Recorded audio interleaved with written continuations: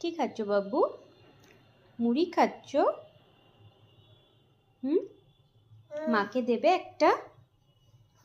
দাও, মাকে একটা দাও, একটা মুড়ি দাও, মুড়ি দাও না একটা, এটা দাও, এটা দাও, এটা দাও, মুড়িটা দাও, দাও একটা দাও।